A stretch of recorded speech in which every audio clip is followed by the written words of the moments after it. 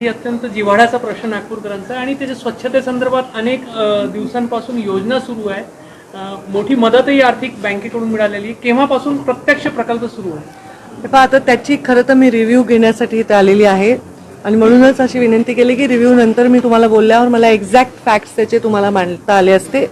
परंतु आता मी रिव्ह्यू घेतल्यानंतर याचे डिटेल्स माझ्या सोशल मीडियावर पण टाकेन. आता आम्ही सगळ्या नद्या जशी नाग नदी आहे, तशी इंद्रायणी आहे, मुळा मुठा आहे, पंचगंगा आहे, गोदावरी आहे, चंद्रभागा आहे, या सगळ्या विषयांवर आता एक प्लॅन करतोय, एक थरो प्लॅन करतोय. खरंच आहे नदीचे पुनर्जीवनासाठी प्रचंड पैसा मिळतो, वेगवेगळ्या CSR ॲक्टिव्हिटीज चालतात, पण आपल्याला हवा तसा रिझल्ट त्याच्यामध्ये मिळत नाही.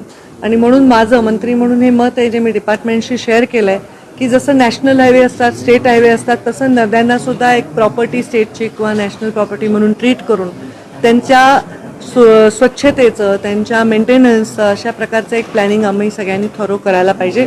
तर नाग नदीचं पण आम्ही त्याच्यामुळेच रिव्ह्यू घ्यायला आलोत. ह्या सगळ्या रिव्ह्यूजमध्ये आम्हाला खूप चांगले इनपुट्स मिळतील.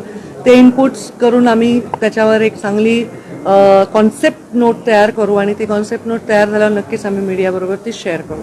आता इथे अजून बुट्टीबोरीचा पण एक विषय आहे, त्याच्याबद्दल पण काही प्रदूषणाच्या तक्रारी वगैरे आहेत, त्याच्याबद्दल सुद्धा आम्ही इथे चर्चा करणार आहोत. आणि हे प्रदूषणाचं जे खातं आहे हे इम्प्लिमेंटेशन किंवा त्याचं कुठलीही गोष्ट जेव्हा आपल्याला येते निधी तर त्याचं वितरण किंवा ते खर्च करणं हे त्यांच्याकडे नाही आहे.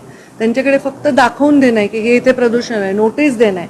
ह्याच्या पलीकडे हे खातं जावं आणि त्याच्यामध्ये नोटीस न देता त्याच्यामध्ये अंमलबजावणीसाठी सुद्धा आमचं खातं काम करावं. ह्याच्यासाठी आता खूप डिझाईन करणं किंवा त्या खात्याला रिस्ट्रक्चर करणं हे आमचं चालू आहे.